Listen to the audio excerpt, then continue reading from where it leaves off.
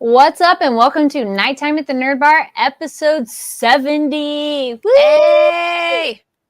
Yes, we are excited to be here with you on this Monday. And yes, 70 episodes. Go us. Yay. Holy cow.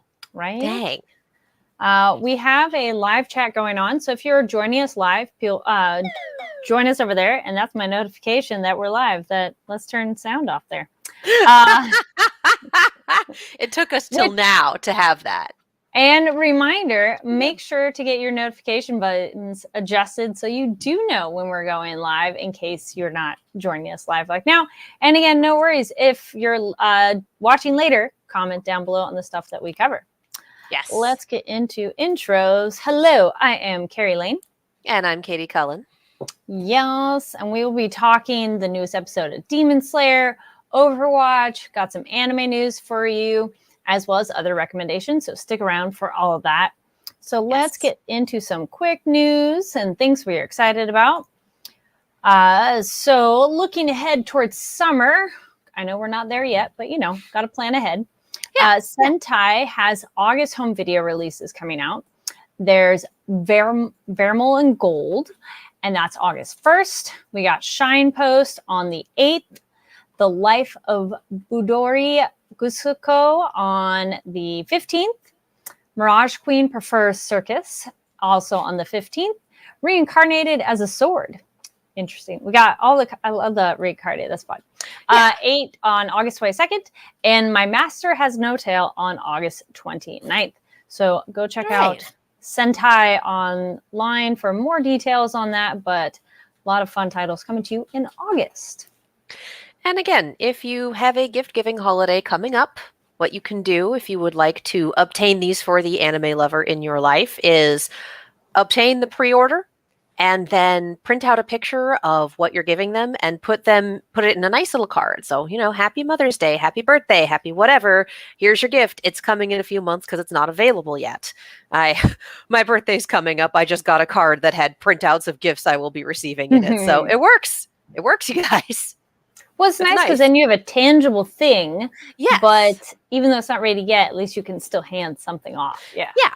So it's still the surprise of here's your gift. It's just not physically available yet because they are August pre-orders? They are pre-orders for later in the year. Yeah. Yes. So do the pre-order, give it as a giftie, put it in a card. It'll be great.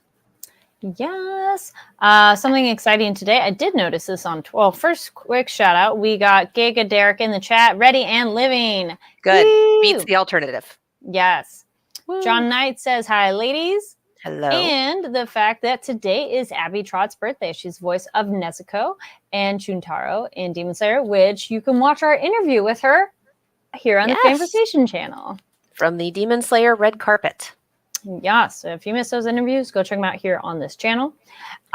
Speaking of movies, speaking of premieres, this week. Yes, the Knights of the Zodiac live action movie is coming out this Friday the 12th. So be sure to check that out in theaters. For those of you who may know Knights of the Zodiac by a different name, this is a live action reimagining of the anime Saint Seiya, and it looks fun, you guys. It looks like it's going to be fun. And again, if you enjoy anime movies, anime remakes, etc. in the theater, grab your tickets, go see it with friends, go see it with a group of people who are into it. There is nothing that replaces that experience. It is just fun. So if you feel safe, if you feel safe going to a theater, then go see it with some fans. It's a good time. Yes. Yeah. And then I was going to say, speaking of fans, someone's a fan of a certain thing called Overwatch. Oh boy, you guys. Oh boy, this week. Oh boy. So it seems like every week during the spring stage, we've had at least one match where we all kind of sit here and go, quick question, what just happened? Like, I believe last week it was the Dallas Fuel getting absolutely shellacked by the Guangzhou Charge. This week, we had 3. We had 3 of them. And I will say that there are a couple that I have not yet been able to watch. I was not able to watch all of the matches this week because I went to the Renaissance Fair on Saturday, which is a whole other thing. we a lot of what we had was expected. 2 Atlanta Reign victories. I was kind of hoping the Gladiators would pull it out on Sunday. Not even close. Never ever expect a match to be, in the words of Danny Lim, a gigabanger, because you will curse it and it will be a solid no competition 3-0. We did have a good amount of 3 Overwatch. The wildest 3 Overwatch match we had was a Sunday match. That was the Vancouver Titans, who are a middling to low end team and generally have been ever since season 2 ended. And that's just kind of been their life, versus the Boston Uprising, who, as we've talked about this year, have a team full of extremely talented pro vet players. They've been around for, like, this is a team that got Birdring and Decay.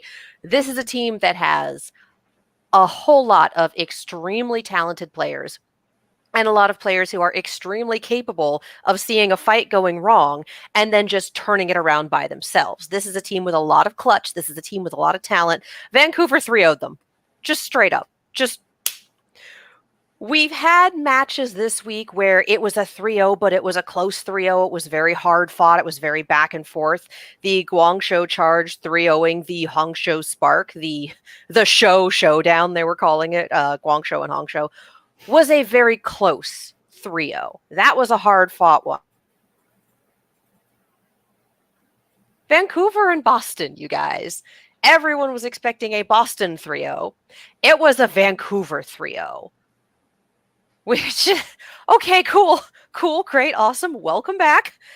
Another welcome back that we weren't expecting. Shanghai Dragons have been having a rough season so far. They've been getting just destroyed. And then on Saturday night, they went, what if we woke up? What if we woke up and we decided to take all this seriously and we decided to play up to the potential of our team? What if we just decided to join the game? And they beat the Seoul Dynasty 3-1. They just woke up and went nuts. I don't know where they've been the past 2 weeks, but they're back, you guys. Time will tell if this is them actually waking up and staying consistent, or if this is a Spiders George level outlier that should not be counted. We'll find out the next time they play. We'll see if they can manage this with a level of consistency. And the third surprise that I want to say we had this week was the Florida Mayhem finally losing a game, which they have not done since before the Pro-Am. They haven't lost a game since last season. The Gladiators took them to a map 5 and then managed to take it in the final map. This was a hell of a back and forth. So the Florida finally dropping not only maps, but an entire match. Florida Mayhem is not immortal. The question now is whether someone's going to be able to manage to take down the Atlanta Reign. Because currently, the Atlanta Reign are the team to beat. They have been terrifying, and they have a crazy lineup this season. Lip on the Sombra was a crazy get, and here they are with a fantastic lineup, and I think at this point, no losses. Possibly one, but I think they're solid. So, Atlanta and Houston are the stateside teams to watch. Boston is also kind of a team to watch, just I think at this point to see what they'll do next. Because Boston, I guess? But it's looking like Atlanta and Houston are going to be our powerhouses. Florida, you cannot count out from one dropped match. These are names that we don't usually get to see up at the top. So I will be very interested to see what happens this year. And of course, in APAC, you can't count out the Seoul Dynasty. You can't count out the Guangzhou Charge, especially since the Guangzhou Charge is going nuts this season. So, yeah, let's go. It's different blue teams at the top this time. Different pink teams at the top as well. Let's go crazy. Let's see where the season takes us. Nice. Well, I was going to say, speaking of the color pink, we got way more with our girl, which I was super excited about. Getting into some Demon Slayer now. And again, we are only covering the anime show. Yes. So if you've read ahead, please keep that to yourself. Yep. So only talk please about no it. Manga spoilers. Oh my gosh, this episode was fucking gorgeous. And I'm like, damn. There was there's at least one moment out loud I was like, wow, Oh wow. yeah. Oh It- yeah. oh, oof. I mean, it's always gorgeous as a show, but this one really was like, mwah. Yes. Absolutely beautiful. Oh.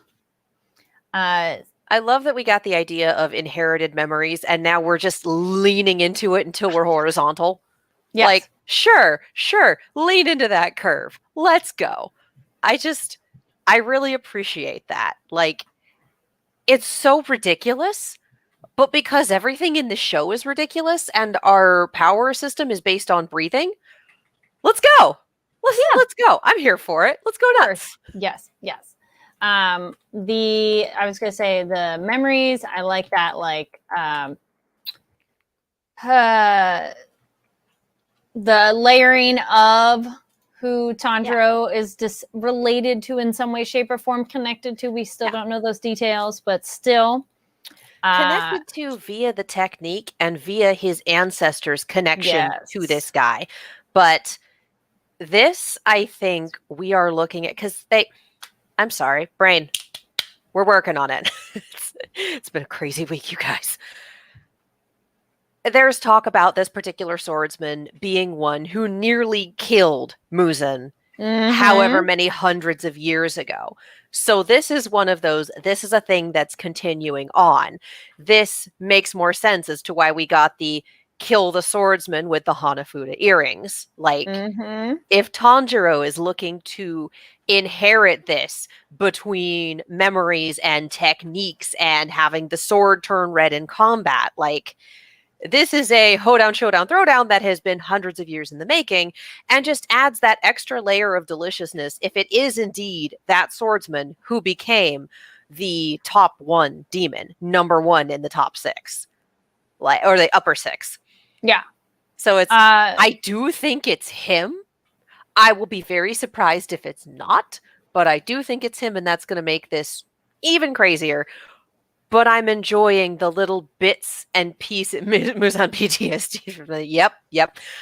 I'm enjoying the little bits and pieces that are starting to be sprinkled in here, and that we're getting bits of information about him through Tanjiro's ancestral memories. Tanjiro isn't related to this guy necessarily. He might be different bloodline, etc. But we're getting it through the memories of his great however many grandparents who met this person and may or may not be indebted to him. Charles Muzan be like, that last guy who had those earrings nearly killed me. You have to stop this new kid. Yeah. Well, because they're particular earrings, so some kind of connection there. The dragon technique looked so cool.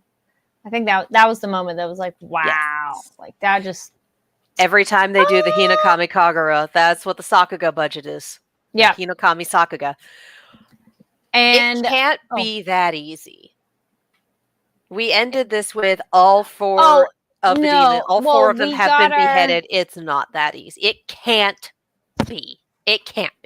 Well, it's the moment of, did the other guy do it at that exact moment and kill him, which is possible. And then, so speaking of Genya, right?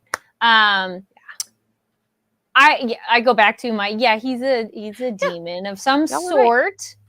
But then again, either he's a demon or he has demon blood, because my dude was walking around in sunlight, and that's what I was like, wait a minute, how is that working? Yeah. And then also I had a moment where I was like, yo, Tanjiro, you can't be that judgy. Your sister's a demon and you're carrying her around. Don't be so. Yeah. But I think it's less, oh no, he's a demon, and more, oh no, he's a demon and he's in berserker mode. We got this with Nezuko last time. Yeah. And it took a family lullaby to calm her down. He does not have the insight into Genya's brain to be able to back him off of that rage switch. Yeah. So, Ufotable again. Yes. Yes. We did get he was able to regrow his teeth. Yeah. We know he had the healing factor in the middle of the fight. Yes, like he could be stabbed, crazy. But as we've learned, there are so many different types of demons, so it's very possible he's just another type.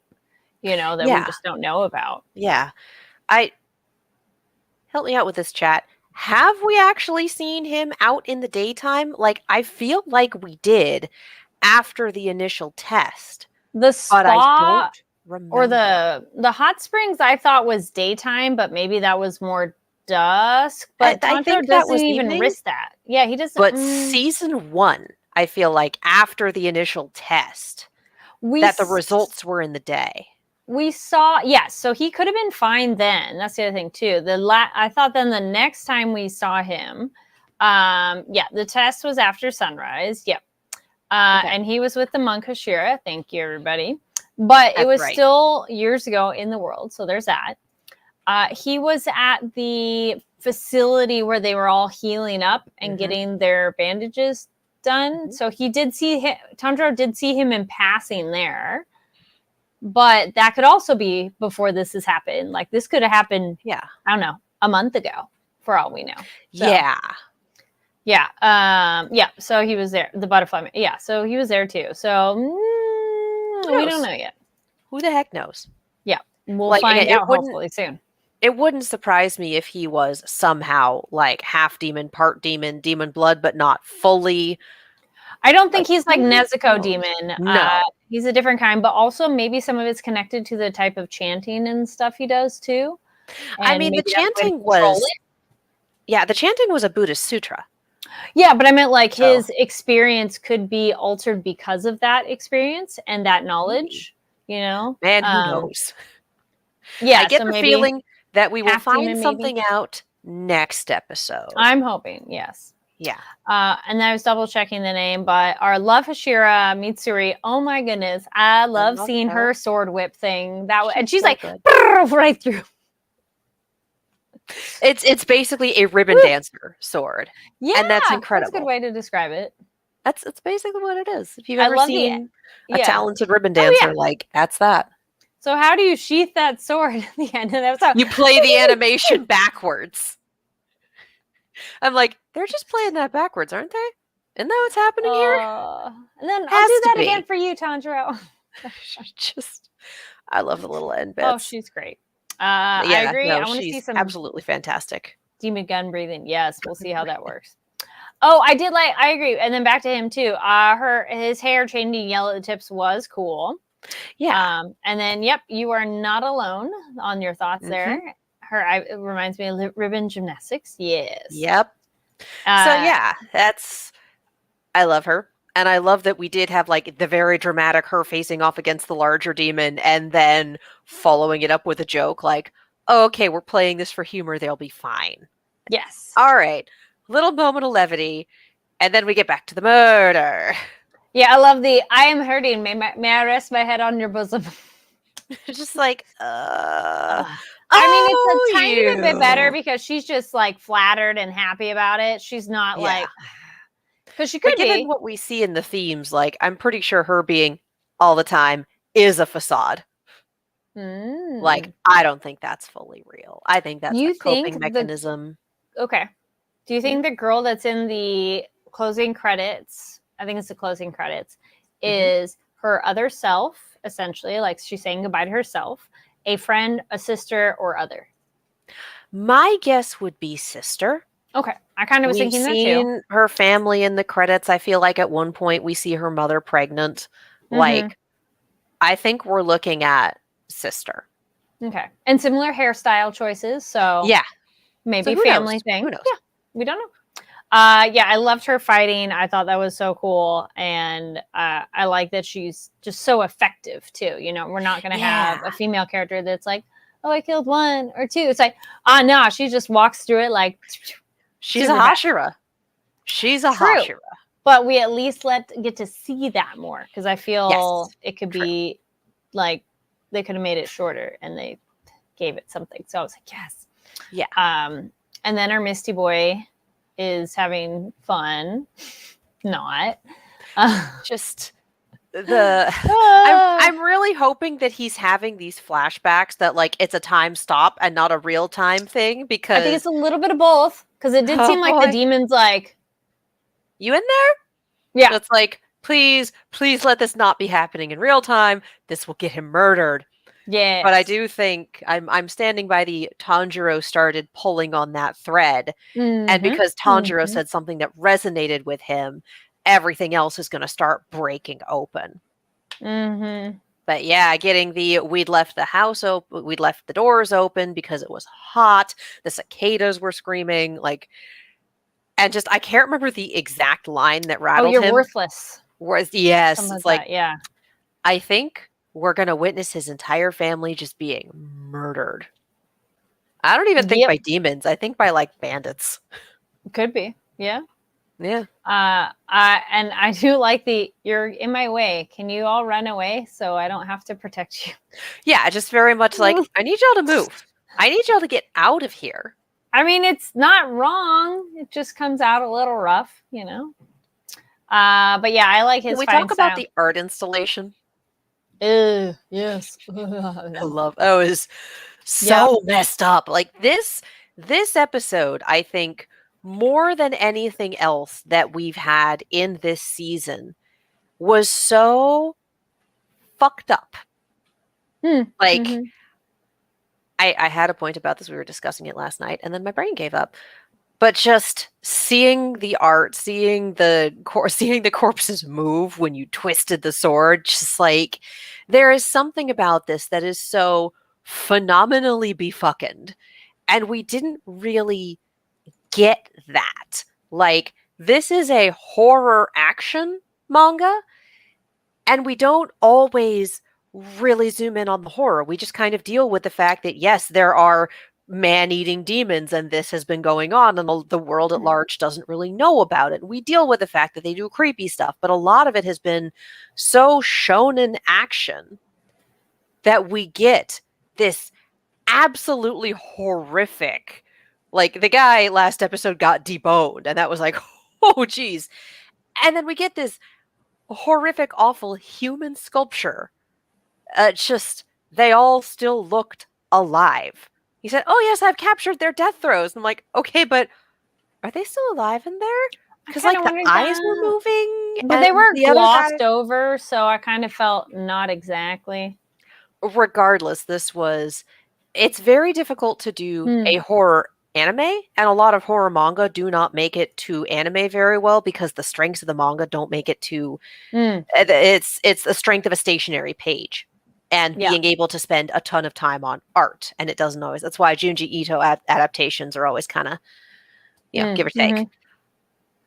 Well, This I'd say. was Oh. so Hmm. well done for Hmm. just the horror side of Demon Slayer really coming into play.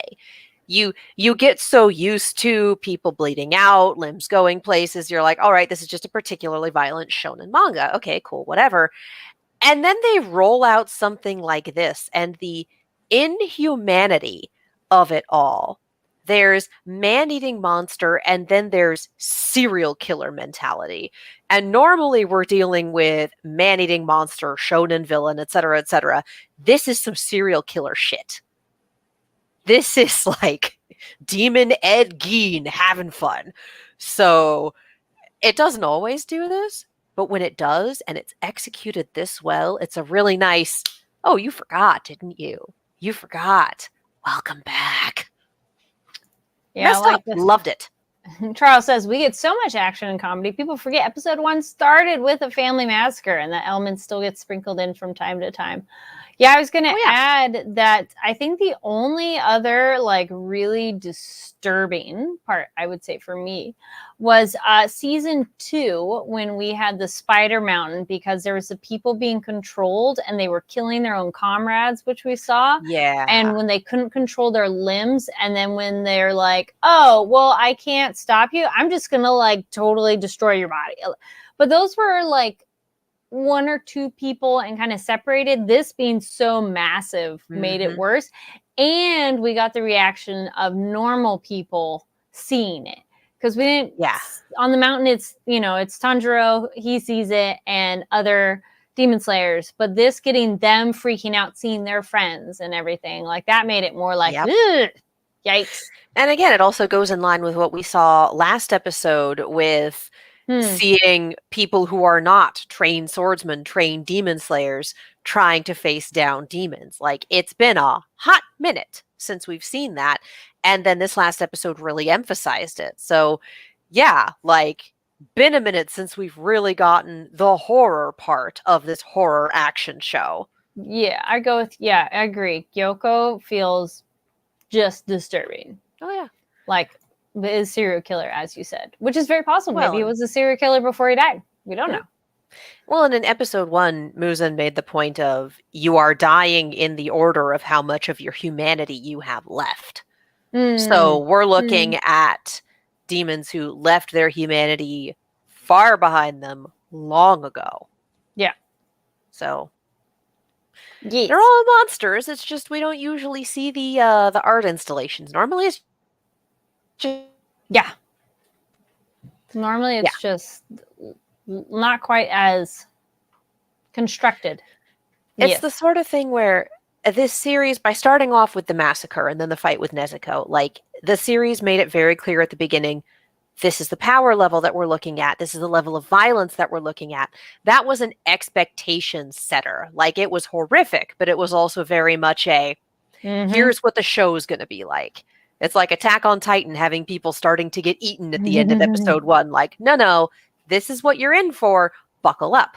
Yes. So the fact that we had that, and that was such an awful shock, and we occasionally get like people being puppeted, people being the people being turned into spiders slowly from the venom, was like, oh, that's fucked up. Oh boy, that's the body horror. But the fact that we as an audience get, I think we're having a little bit of some tech slowdowns here.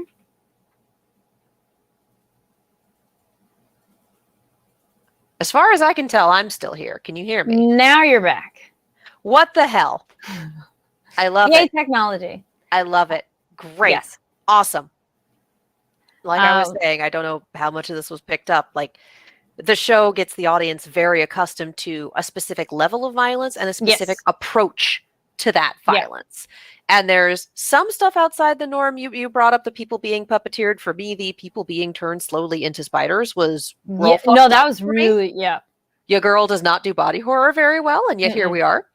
But it's been a hot minute since we've had something that horrific, because after that was the end of season 1. Then we had the train, then we had Gyutaro, now we have this. So it's been a bit as an audience since we've seen something that went from the level of violence as expected when you are fighting monsters with swords to, oh, they're called monsters for a reason. This was very much like, again, this is some serial killer shit. Well, also, and expect that. Different kind of disturbing. Yes, our Miss Sashira getting imprisoned in the water pot. If you have any fear of drowning, or just what it's like to be underwater, that's also kind of terrifying, just to watch him be like, oh, this sucks. Though he's so level-headed, he's like, guess I'll die. Yep. And the needles. Yes, that was like, just the needles sticking out of his cheek. Like, you gonna breathe those out? You gonna breathe that away? We got some porcupine going on here. That looks painful. Yeah. But I did love Gyoko pointing out, by putting you in a water prison, I have taken away Hashira's most treasured weapon, their breathing. Yes. Because when your whole power system is based on breathing, what are you going to do when you can't breathe? Like, yep. Much as I hate Mr. Art Installation, I kind of love this. That is so I was gonna say, you smart. were not really excited about him before, but he is proving to be a formidable ally. I am ready for him. I am ready for him to die. I can sit here and appreciate that this is one of the most intelligent things I have seen an upper anything demon do. Yeah, or a lower, because keep in mind, our standard was set with, I would like a spider family. I'm going to turn into a train. Like, this is the smartest damn thing I've seen one of these super powerful demons do, is just be like, and now you can't breathe. How are you going to use your breathing techniques now? Like, okay, no, I hate this guy, but I can appreciate the hell out of that. It is a smart plan. So the question is, how is he going to get out of it? Because I feel he is, but it's the But Either Mist is wet, so maybe there's something with his style that's okay with water. either he will pop out next episode or he will spend an episode in there and then someone will get him out episode after next. Mm-hmm. Giga Derek says, then again, Tanjiro did a lot to Daki without breathing. True. And then also, good point, Charles says, these guys are upper rank for a reason. Yeah. True. They had to survive for a True. while. A few hundred years, it's fine. Yeah, no. Yeah. All right. Anything else that stood out to you in this episode? I want to know more about the boys' backstory. Give me the boys' backstory. Yes. And also just Tanjiro and Nezuko being a team. I know, but I'm going to go with Charles says, mist breathing in this world is derived from wind breathing, not water breathing. I'm like, I know, but I think of mist as wet. So that's going to be my thinking. Pot of greed indeed. Ooh, yes. But what does it do? Leading into that meme. Anyway, yes. I do appreciate that once again, it's not just Tanjiro is the main character and that's it. Yeah. It's Tanjiro and Nezuko are a team. Yes. And that is when we get the sword. Yes. The blood in the hands. Yeah. End of season 1. The most powerful thing was her figuring out her blood demon art and setting the web on fire to free Tanjiro. Like them working together continues to make both of them stronger. So I love it. I love that we are leaning into, yes, they are a team. Yes, they are both equally important. No, you cannot have one without the other. Trot humans. That's so rude. Yeah, I playing fusion to put them in a pot and make an art installation. All right. Wow. I want to see Tanjiro lean into them working together more because he did go for a while going, what are you doing? What are you doing? I'm like, dude, come on. Like, it's her blood. Okay. I think it's a hard thing for that because usually like he improves by training. Yeah. I think it's a hard thing for them to train together because who even knows as much about her as she that is not a good sentence. It's hard to figure out what her capabilities are. Yes. She's figuring them out as she goes as well. And who's going to be willing to train a demon alongside a human.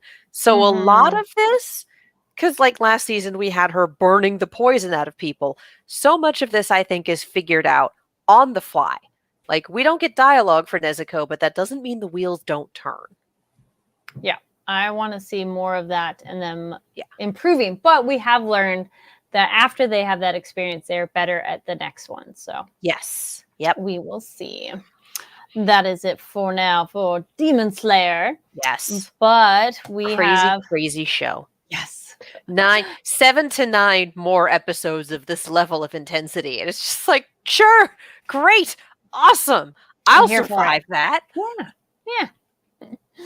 All right. So then some other things that you should watch, read, and check out. This is our time where we tell you about those.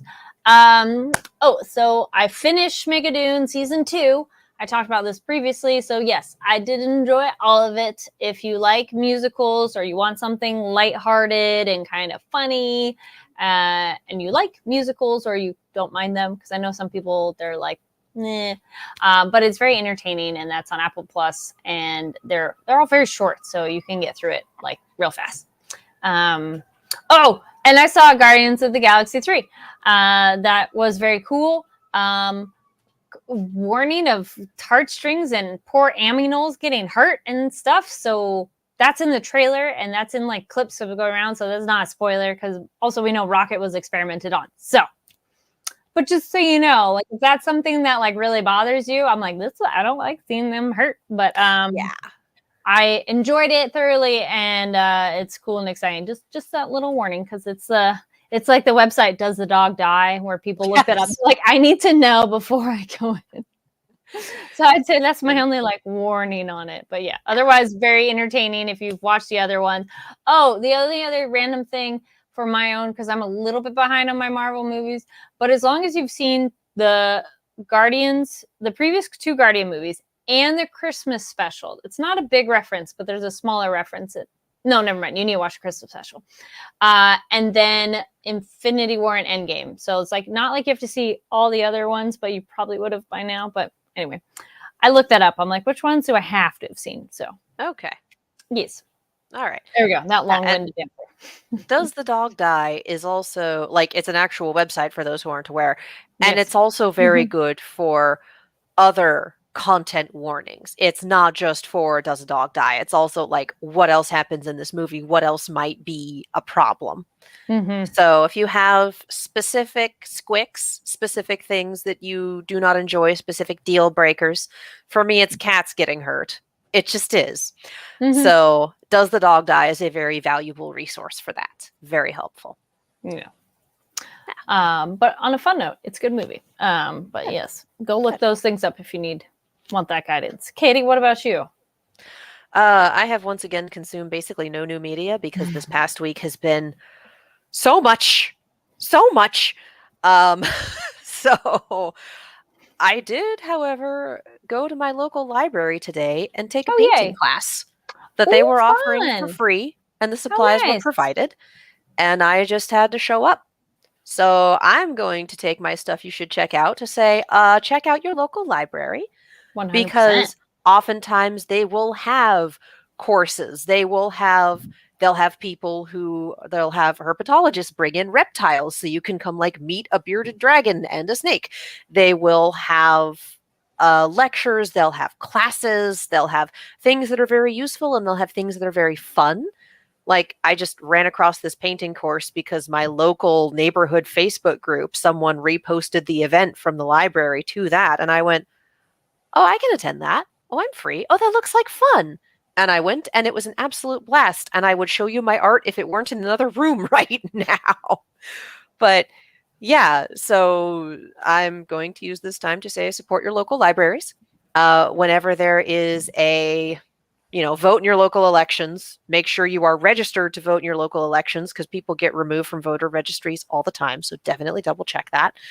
But whenever there is a bit in your local election to say, should we give the library funding? The answer is yes. You can also support your local library by checking out books, making reservations.